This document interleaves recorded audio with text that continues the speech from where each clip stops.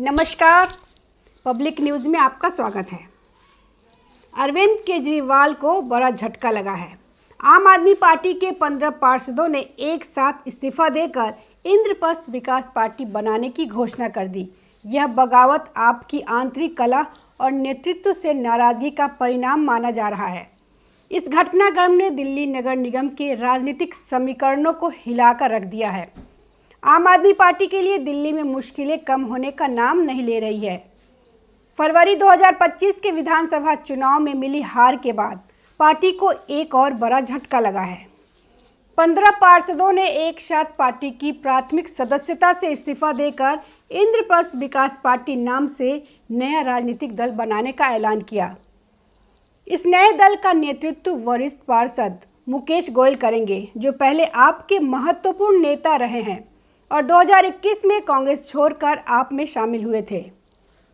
नेता सदन मुकेश गोयल ने कहा, हमारे साथ आए 15 पार्षदों ने 2022 में आम आदमी पार्टी के टिकट पर चुनाव लड़ा था, लेकिन पिछले 2.5 वर्षों में यह पार्टी 135 सदस्य लेकर आई थी। पार्टी को पूर्ण बहुमत था, लेकिन 2.5 वर्षों के अंदर जिस वातावरण में रहा, हमेशा ऊपर से आदेश आते थे, नीचे की कोई बात नहीं सुनी जाती थी। मुझे नेता सदन बनाया गया, लेकिन हमें कोई जानकारी नहीं होती थी। उनके साथ हेमचंद गोयल, हिमानी जैन, रुनाक्षी शर्मा, उषा शर्मा, अशोक पांडे, राखी यादव, साहिब कुमार, राजेश कुमार लाडी, मनीषा, सुमन अलिन राणा, देवेंद्र कुमार, दिनेश भारद्वाज और अन्य पार्षद शामिल हैं। हिमानी जैन ने कहा कि पिछले 2.5 साल में एमसीडी में कोई ठोस काम नहीं हुआ। हमारी नई पार्टी दिल्ली के विकास के लिए काम करेगी। उन्होंने कहा कि हेमचंद गोयल 3 बार के पार्षद है, जसवीर उषा शर्मा 2 बार के पार्षद है और भी कई नेता हैं जो बड़े सीनियर हैं, लेकिन कभी हम लोगों की नहीं सुनी जाती थी। हमें नेता सदन बनाया गया था, लेकिन हमें कोई जानकारी नहीं मिलती थी। हमें आदेश आते थे कि आप यह करो। नगर निगम में प्रतिदिन आम आदमी पार्टी का पतन होता रहा है और आम आदमी पार्टी की हालत हो गई कि हमें विपक्ष में बैठना पड़ा। पार्टी कॉरपोरेशन को अपने अनुभवी लोगों से बात कर उनसे सलाह लेकर इस नगर निगम को चलाना चाहिए था, तो नगर निगम चल सकती थी। केवल लड़ाई झगड़ा, विपक्ष के ऊपर आरोप प्रत्यारोप, सारी मुझे चीज़ें अच्छी नहीं लगती। वहीं दिल्ली नगर निगम में कुल 250 सीटें हैं, जिसमें फ़िलहाल 238 पार्षद सक्रिय हैं। 12 सीटें खाली हैं, क्योंकि वहां से पार्षद विधानसभा या लोकसभा के लिए चुने गए हैं। पिछले चुनाव में आम आदमी पार्टी ने 134 सीटों पर जीत हासिल की थी, लेकिन हालिया इस्तीफों के बाद यह संख्या घटकर 113 तक आ गई। वहीं बीजेपी के पास अब 117 सीटें हैं और कांग्रेस के पास सिर्फ 8 पार्षद बचे हैं। यह पहला मौका नहीं है जब आम आदमी पार्टी को इस तरह का झटका लगा है। इससे पहले फरवरी में भी पार्टी के 8 विधायक बीजेपी में शामिल हो चुके हैं। साथ ही 3 पार्षद भी भाजपा का दामन थाम चुके हैं। इससे साफ जाहिर है कि आपके भीतर असंतोष बढ़ता जा रहा है, जिसका सीधा असर पार्टी की पकड़ पर पड़ रहा है। इस घटनाक्रम से साफ है कि दिल्ली की राजनीति पर एक नए मोड़ पर है। आम आदमी पार्टी की कमजोर होती स्थिति और नए राजनीतिक मोर्चे का उभरना आने वाले निगम और विधानसभा चुनाव में बड़े बदलाव ला सकता है। इंद्रप्रस्थ विकास पार्टी की राजनीतिक ताकत अभी भले ही सीमित हो, लेकिन अगर यह पार्टी जनहित के मुद्दे पर काम करती है तो यह आपके लिए और परेशानी का कारण बन सकती है। आम आदमी पार्टी, जो कभी दिल्ली की सबसे मजबूत राजनीतिक ताकत मानी जाती थी, अब अंदरूनी मतभेदों और नेतृत्व की आलोचनाओं के कारण लगातार कमजोर हो रही है। वहीं राजनीति के जानकारों का मानना है कि आपके कुछ पार्षदों में नाराजगी थी कि पार्टी ने मुकेश गोयल को एमसीडी में नेता विपक्ष का पद नहीं सौंपा और उनकी जगह अंकुश नारंग को चुना। इसके अलावा हाल के मेयर चुनाव में आप द्वारा चुनाव का बहिष्कार करना भी पार्षदों के असंतोष का कारण बना। बागी पार्षदों ने दावा किया कि अभी उनके साथ 15 पार्षद हैं। भविष्य में और लोग नए दल में शामिल हो सकते हैं।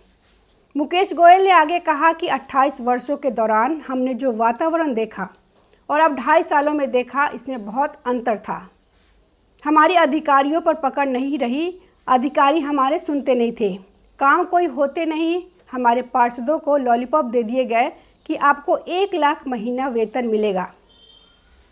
1997 से पार्षद में मीटिंग भत्ता 150 रुपये था। उसके बाद वर्ष 2000 में 300 रुपये हुआ और 25 साल में आज वह अभी भत्ता 300 ही है।